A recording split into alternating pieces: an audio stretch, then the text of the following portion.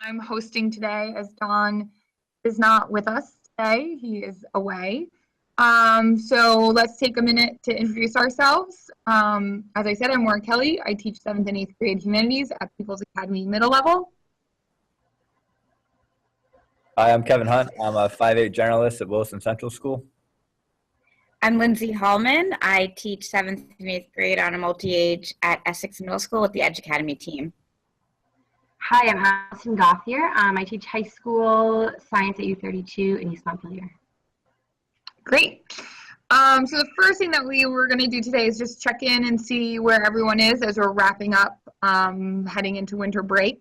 And for many of us, our semesters are ending shortly. And so maybe, Allison, do you want to start us off with what you guys are working on? Sure, yeah.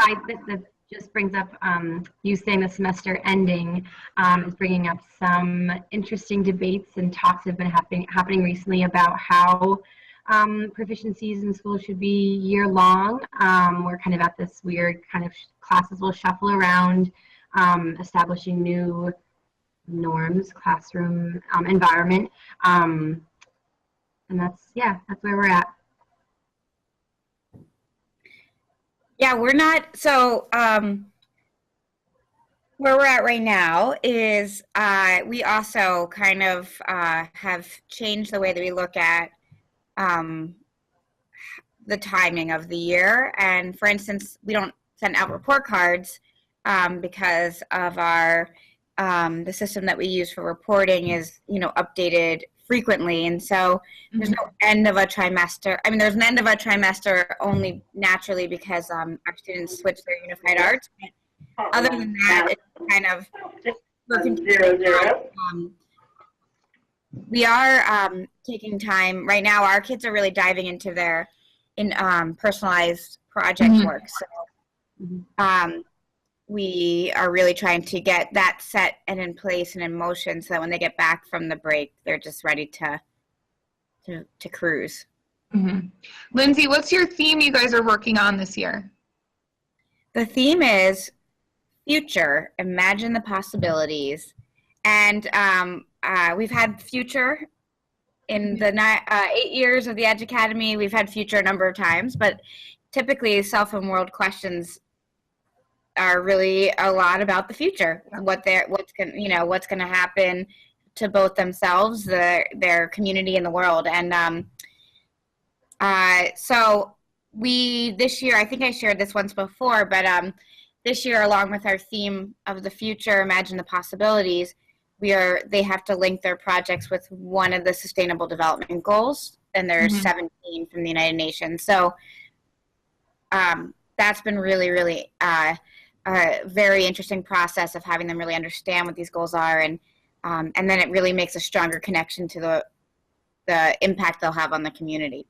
How about you, Maura? Do you have a theme? Yeah, our theme is, and it came down to theme discovery, and it was about like discovering the future, discovering the past to discover the future, and creativity won, which has been an interesting path kind of for the students, because we were like, well, how do we quantify creativity, or how do we explain creativity to kids?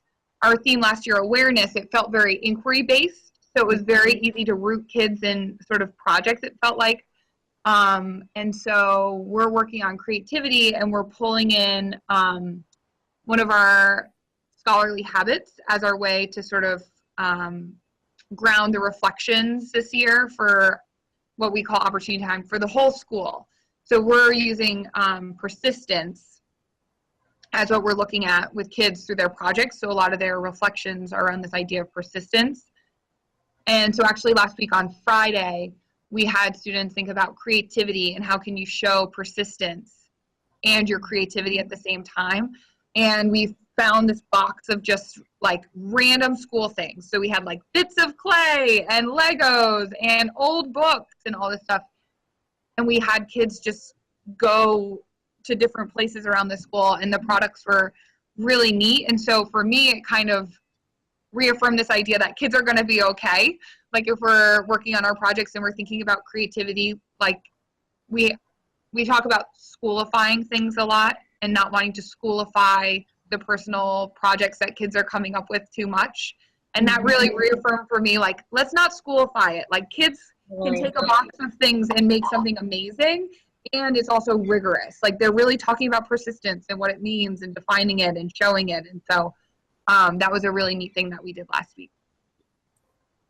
Yeah, and I can share ideas with you because last year our theme was creative design. If you can think it, you can make it. And so we just spent a lot of time initially thinking about what is creativity and how do you, what does it mean to you? How do you demonstrate creativity in your life? And that was really, then we thought a lot about people, creative thinkers and where that's led them. And we used the engineering design process a lot. So we were able to really, you know, I like the term that you use about not, what do you say, schoolifying it? Yeah. But at the same time, you know, perseverance and thinking about creativity beyond just art too, right? You know, and creative thinking, and so it was awesome. Yeah. Well, I'll have to pick your brain a little more about some ideas. Definitely. Kevin, what are you guys up to? So like Lindsay, we're on trimesters, so we've been finished with our first trimester for a few weeks now. So we're all in the thick of our first trimester conferences, which have been going really well. It's really neat to see the kids come in, and especially the new fifth graders on their first go at student-led conferences and sit down with their PLPs and share all their work and evidence with their parents and just hear them advocate for themselves. It always astonishes me just hearing, you know, 10, 11-year-olds be able to say, this is what I need to learn, and here's the tools and resources that I need to be successful. So that's been really neat. Moving forward, right after break, we're going to be coming back and starting independent projects, which are more like passion projects. So kids, and you know, research-based. They pick some topic that they can relate to something we've covered so far in school, and they do the research for it. And by the end, they create some sort of presentation. We have a big open house, so we have our 93 students set up trifolds or whatever kind of presentation they have, and the parents come in and go through and they present. You know, it's like a little gallery walk, and they kind of have an opportunity to present that. So that's coming up, and right now we're just holding on for the last sprint, last week.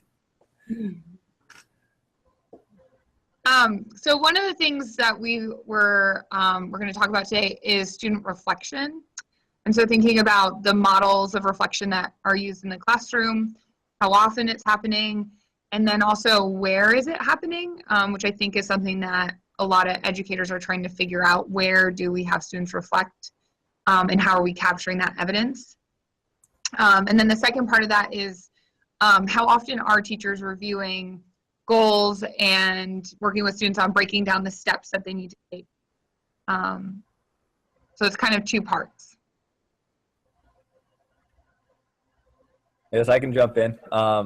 We, on our PLP site, we have a goal reflections tab, and on that, we created a table at the top for students, and they write their 5 goals. So each student has 1 goal for each transferable skill that we come up with during their Hopes and Dreams conference at the beginning of the school year. And our 6th, 7th, and 8th graders typically roll over their goals from the previous year unless something comes up in their goal setting conference.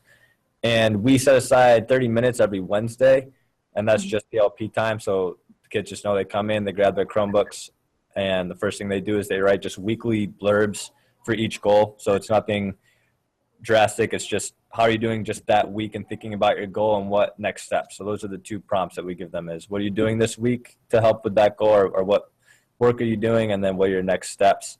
And then they're able to put in any evidences at that time as well in their PLP.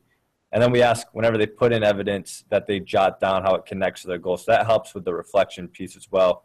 By the end of the trimester, we have a section for each page on their PLP site where they write a more lengthy, paragraph, and we give them prompts like, why did you choose this goal? Why was it important to you? What challenges did you have? What successes did you have? And what specific next steps or resources do you need to continue working on this goal?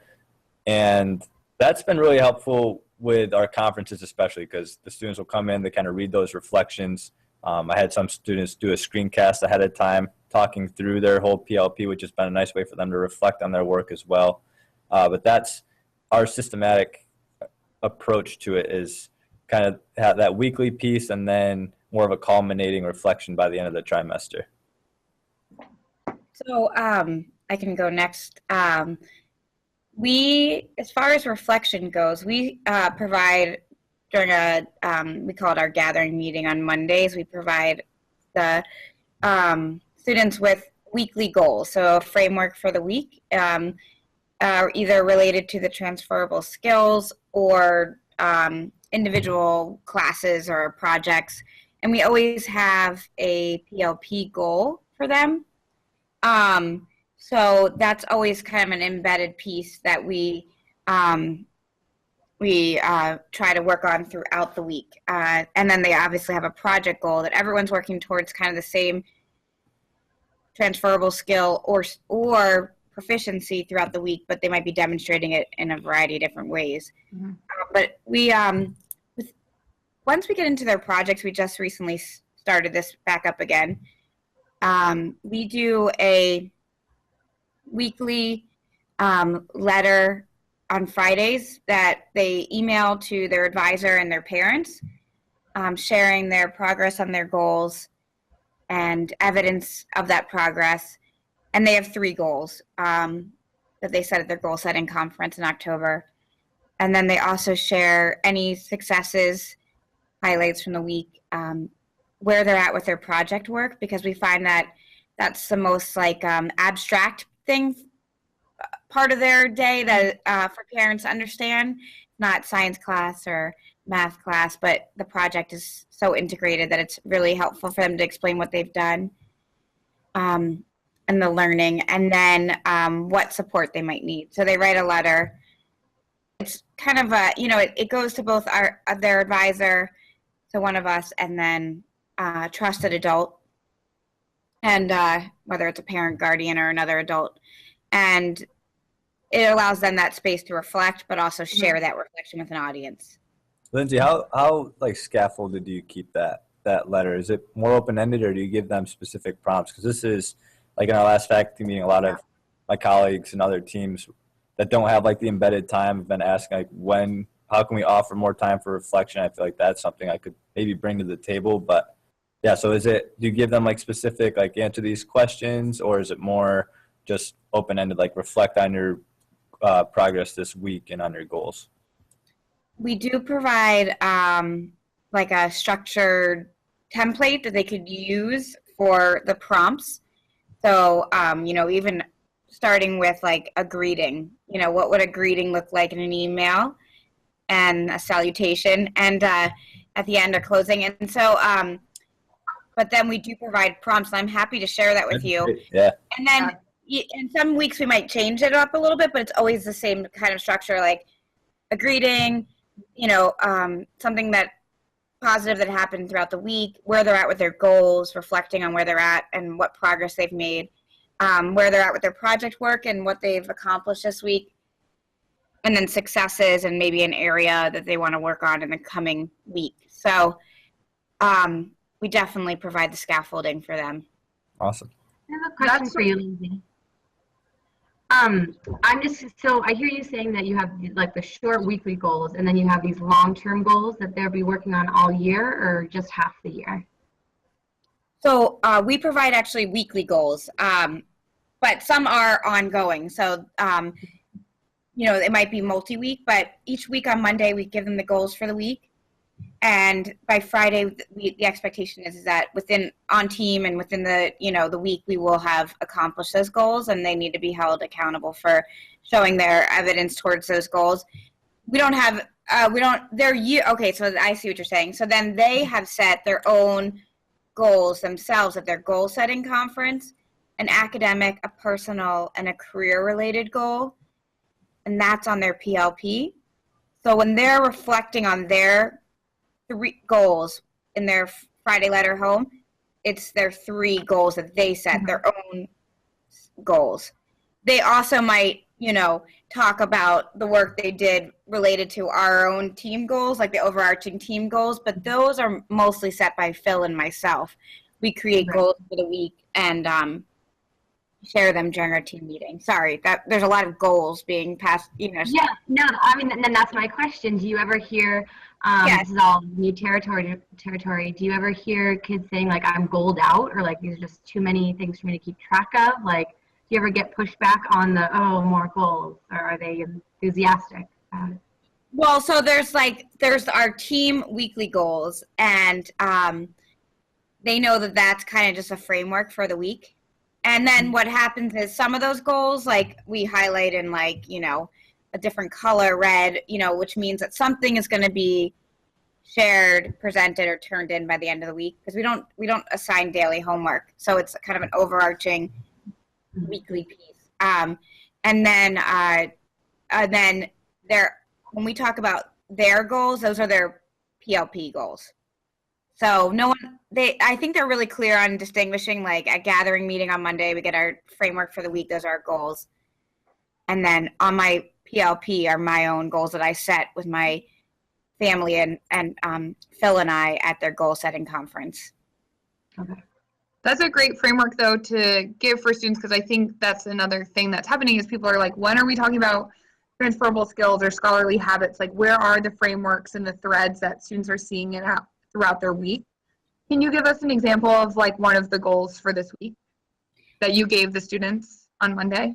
Yeah, so one of their goals for, like, let's say their project goal this week was they are in an initial research phase right now. So we provided them through, we use Classroom a lot. So we pushed out a template that they could use to find, you know, we're looking for 5 to 7 resources that will be supportive and helpful resources when they start really diving in. And they had to create a table with the resource and a couple sentences of a blurb of, like, how is this going to help me in my project? What does this resource have?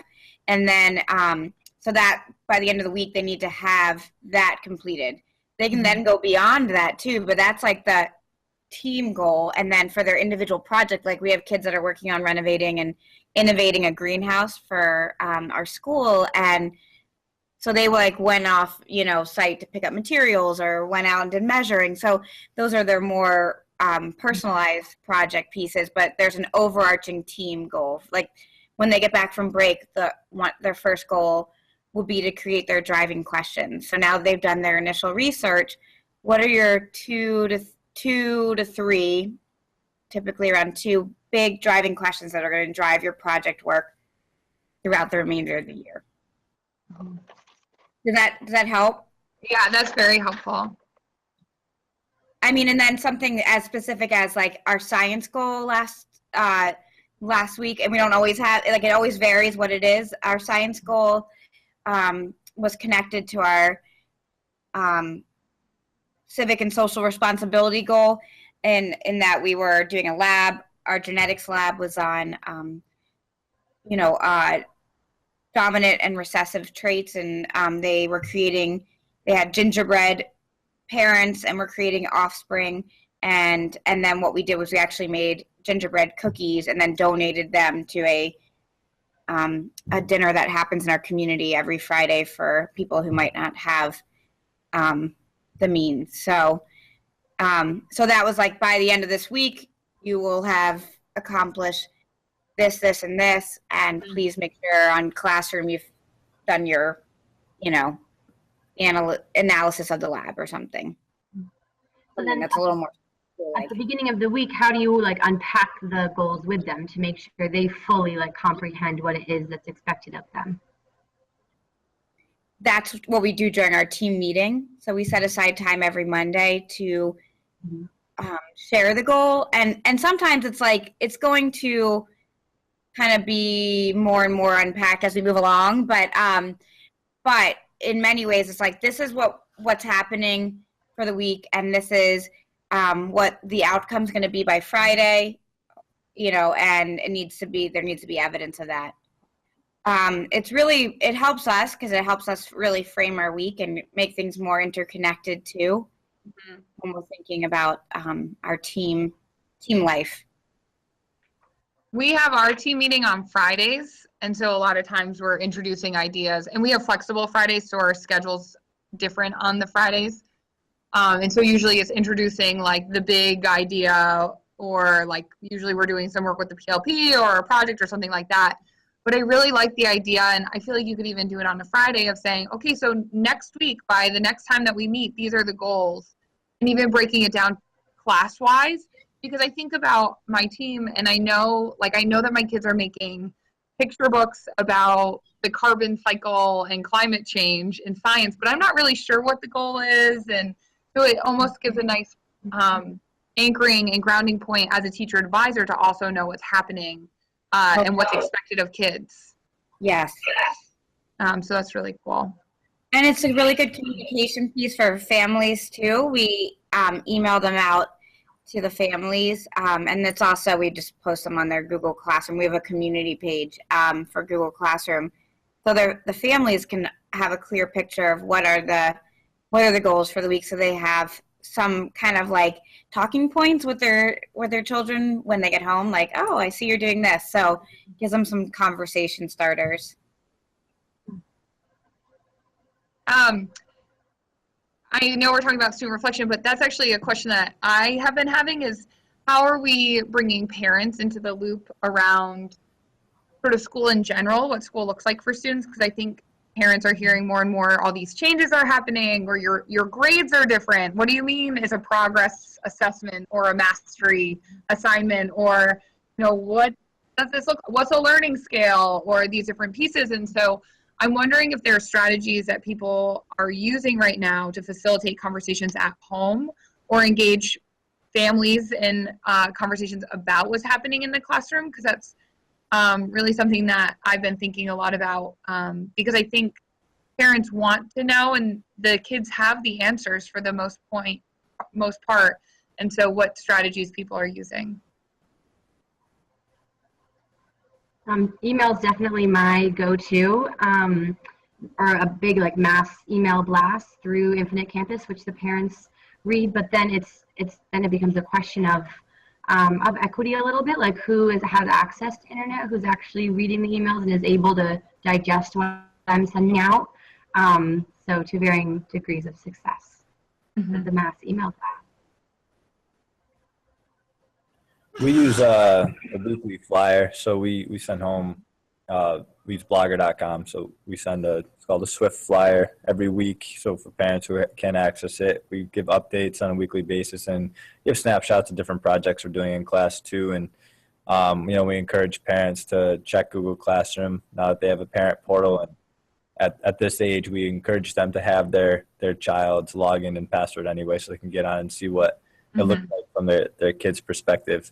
And yeah, the other piece that we've done in the past, and we only do it once or twice a year, is hold like a parent potluck or a parent retreat.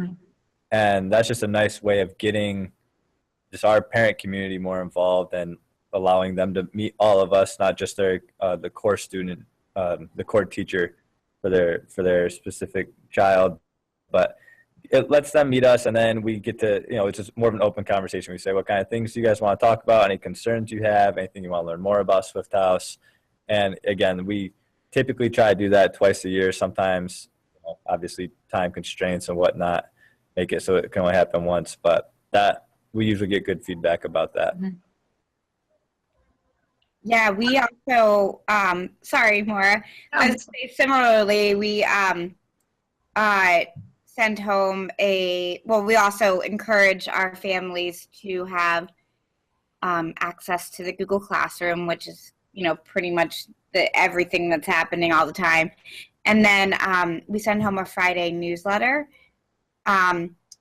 through email primarily, but then it gets at equity. I mean, 100% of our students have an email associated with their families, but I'm not sure if it actually, you know, if it gets, you know, read. And we've surveyed parents before, like, how much information is too much information? What do you want in a weekly newsletter? What do you want a weekly newsletter? And because there was a time where we just wrote so much because when the Edge Academy first started, things were quite different than anything, you know, and so we had to really explain a lot what we were doing, and so now we keep it pretty short, like important news, upcoming events, you know, and information, and then like little blurbs from each of our core classes, and then thank yous, just honoring parents. So we try to keep it short, but we've always tried to find out from parents, what do you want?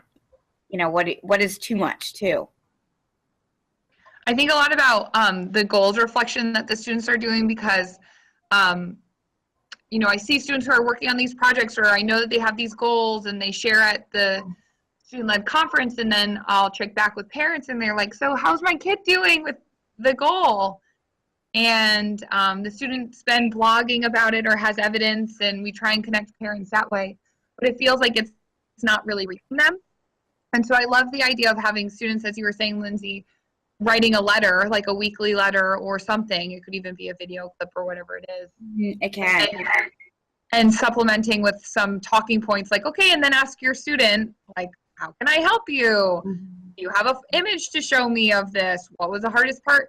Because I think we do need to have these conversations, because it looks like you did, you know, we're coding a robot. Like, how is that connected to what you're doing in school? And so I think we really need parents to have conversations with their kids and be really engaged in this process as well. And it's a vital part of Act 77 is having the parent involvement, students, and goal setting. And so that's one of my professional goals for sort of the second half of the year and probably into next year, is really investigating, like, what's the best way to engage parents in a dialogue with their students about their goal setting.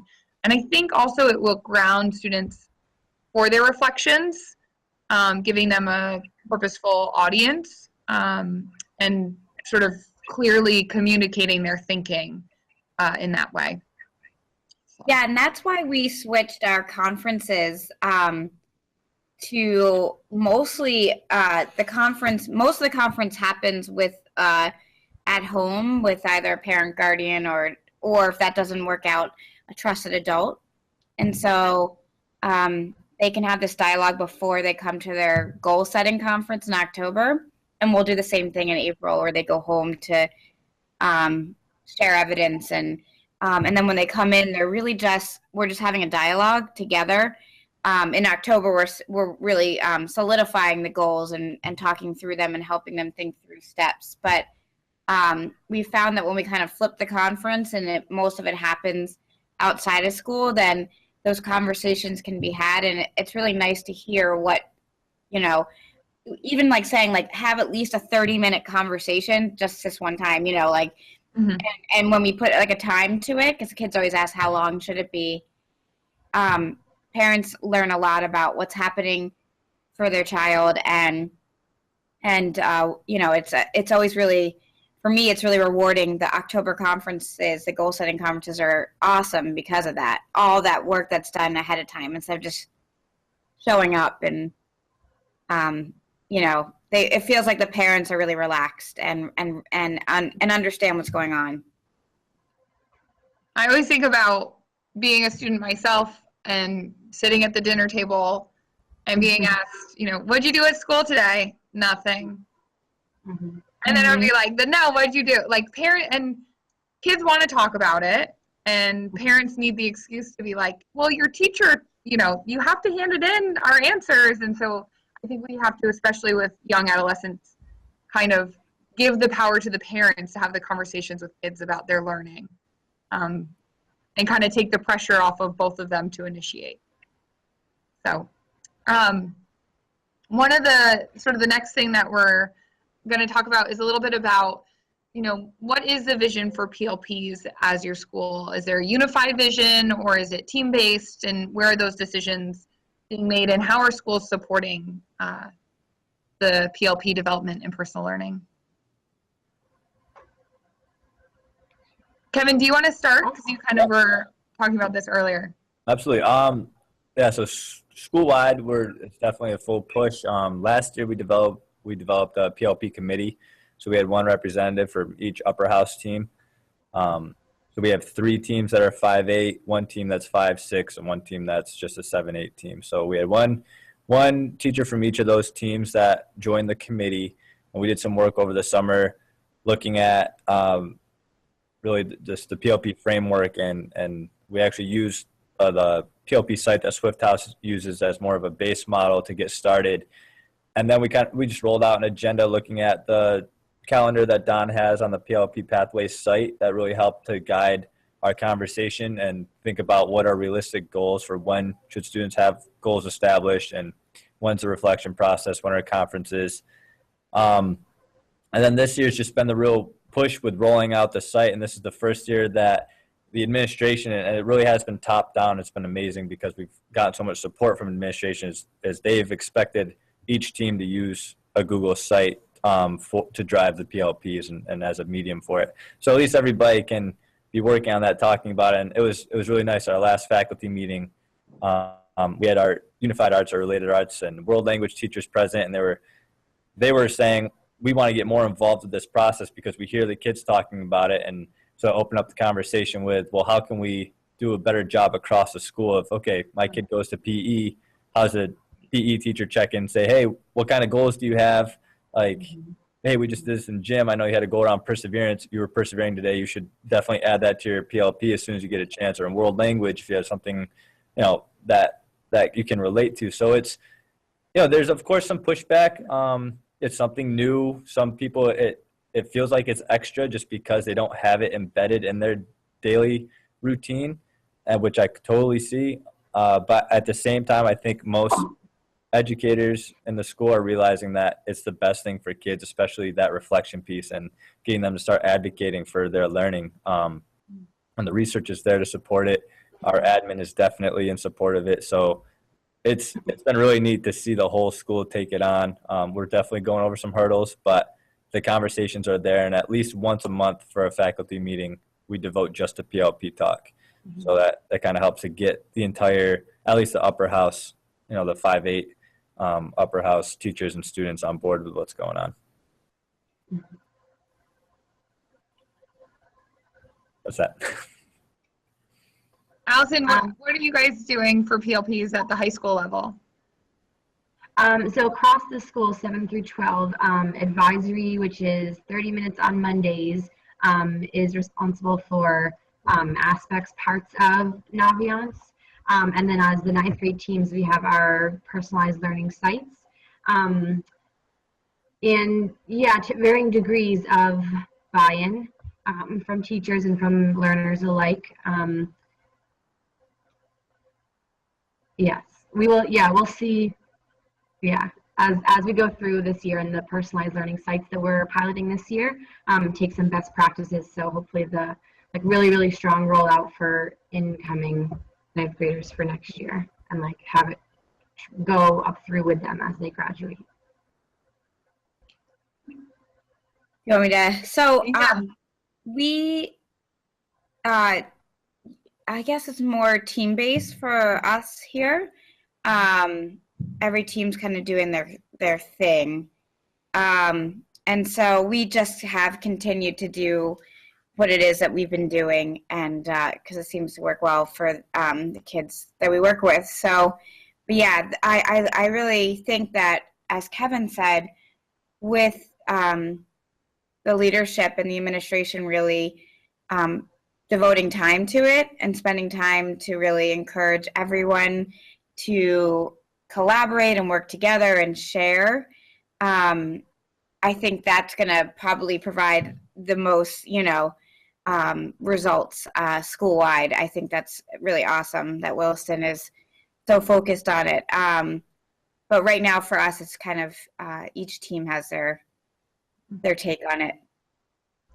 We've had an interesting kind of journey right now at Peoples where this is our 3rd year of implementation, I want to say. It feels like it could be the 4th, but I think it's just the 3rd. And we all designed the PLP template together at the Middle Grades Institute. There was a majority of teachers were there from each team. And we, decided on systems of reflection and that we would go for student-led conferences. And so we've done that throughout. And starting this year, we really said, you know, what are we going to do so that students are able to work on personal goals within our structure? And we used to have what was called expert classes. I know I've talked about this before, where teachers came up with ideas of things that they liked. So for example, I had a snowshoeing class, and we would go out, we'd snowshoe, and it was lovely, but it wasn't really tied to kids' goals. I didn't, you know, kids signed up for the classes in July, and then they were kind of plugged into classes. And so kids were like, I never signed up for this. I hate the cold. And so we were like, we need to fix this. And so now we have opportunity time. So that's a 45-minute chunk of the day, every day in the afternoon, for students to work on their personal projects or their personal goals.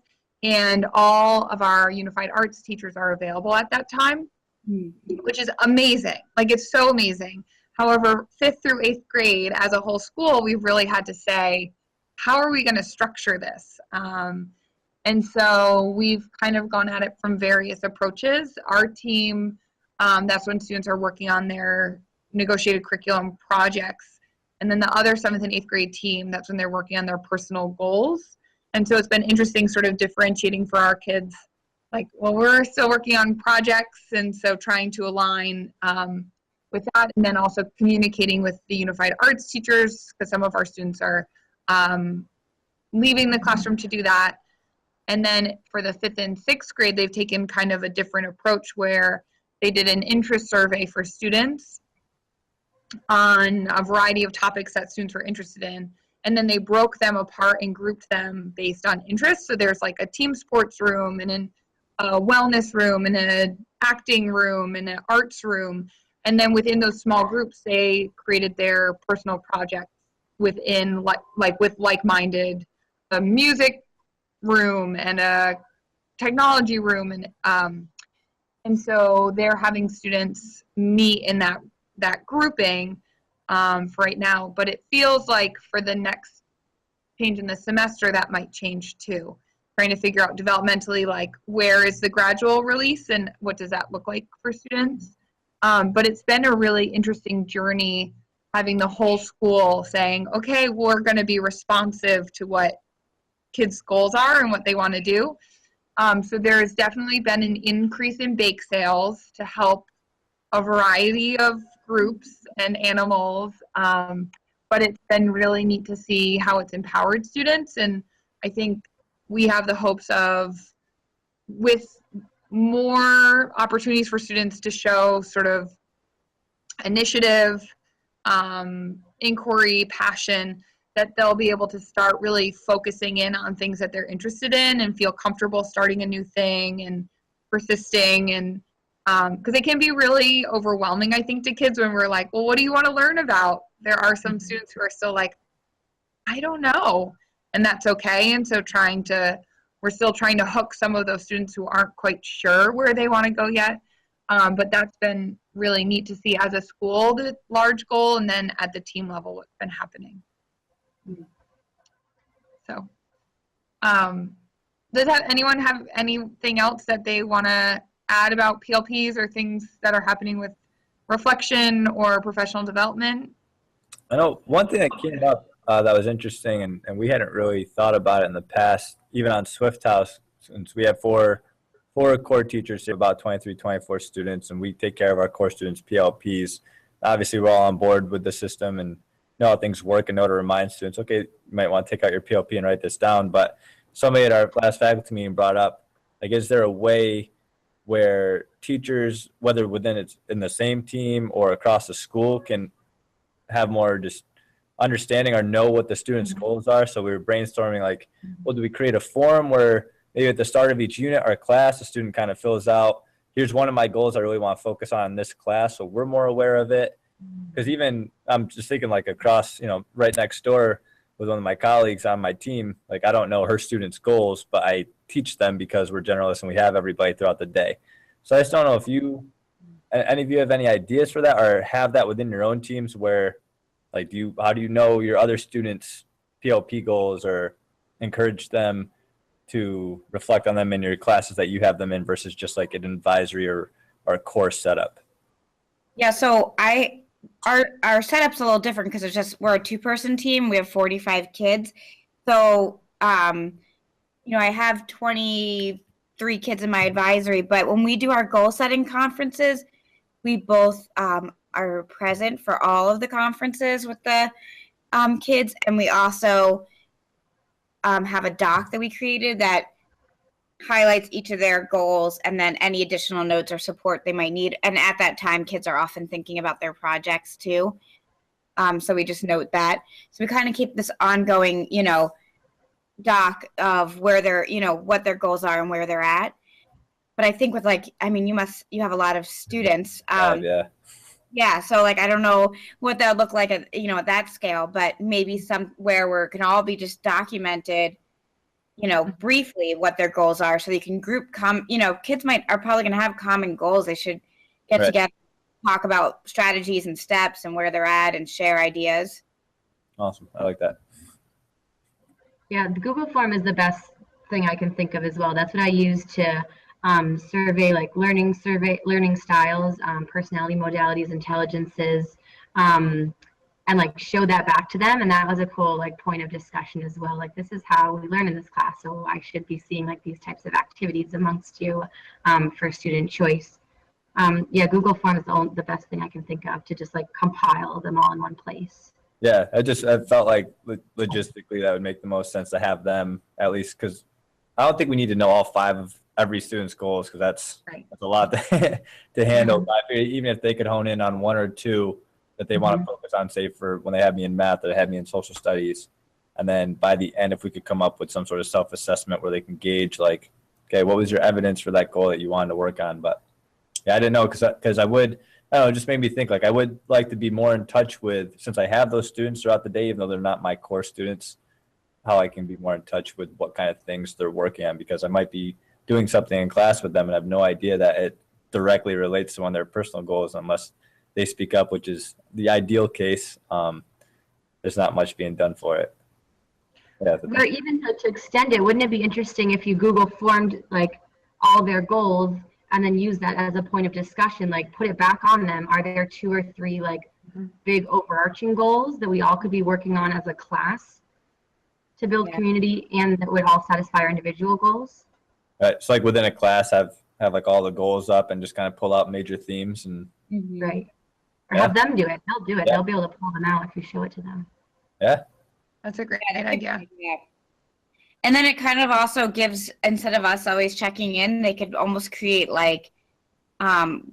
goal groups, where if we're all working on this particular goal together, they could come together however often and talk together about what they're doing and support one another, kind of like a little support group for their goal. Yeah, that'd be awesome. Cool. Thanks, guys. One of the things that we've done, because we've been thinking about that too, as much as it's about us knowing what their goal, it's larger. One of the things that we're having is all students 5 through 8 might be in the gym and they're all working on their wellness goal or whatever it is. And so trying to communicate from all different teams with the physical education teacher, what the specific goals are on the students, what evidence maybe they're getting. So we're kind of trying to figure it out from the systematic 5 through 8. How do we figure this out? But then also on team, we've had similar conversations about how do we know what students are working on beyond our TA. And so the Google form has come up. But then the other lens that we've kind of come to, and kind of what you're saying, Allison, is how are we having kids communicate with each other? And so we've used discussion threads on Schoology within our teacher advisory course about what is your project and what's an outcome that you're looking for this week, or what are you working on, and then having students comment with each other, or are you stuck with something? I'm not as eloquent as I think I would be maybe a few hours ago, but it's a way to get students engaged in writing about their goals to each other and commenting on each other's goals. And we also have students sharing at our town meeting every week. We pick 1 student or 1 or 2 students who are working on their projects, and we use their projects for their personal goals. And we have them share out sort of what their project is, what they're learning about, what they're either creating or the research that they're doing. And that's another way to engage students who might not quite know what their focus is going to be yet, or they're not sure, okay, I figured it out, but I don't know how to showcase my learning. A nice way to really showcase some of the great things that are happening. And it's also nice for me as a teacher because we have students in different rooms and I don't always get to see what students are doing. And so then to be able to see what everyone's doing, it just, it makes a nice audience for our team to showcase. Okay, we're just about at the end. It's 4:15. So just coming up for professional development opportunities, the middle grades conference on January 7th at UVM. I know we will be there hosting a PLP Pathways panel. And so we'll be sort of doing a PLP Pathways live event in person, which will be nice. And the Middle Grades Institute, I believe that registration is open for the Institute this summer. And so I would encourage people to sign up. It's a great place to work with colleagues. I know our school sends a cohort of teachers almost every year, and it's amazing the things that get done. It's a direct result of the Middle Grades Institute that we have TA every day, and we use a morning meeting 5 through 8, and it has changed our school culture this year. And so I would encourage teams to do that. Are there any other professional development opportunities that people know of? Maybe not off the tops of their heads. But we encourage you to check out the Middle Grades Collaborative Conference on January 7th and the Middle Grades Institute. I want to thank the Middle Grades Collaborative for having us and the Tarrant Institute for their support. And thank you all for being with us.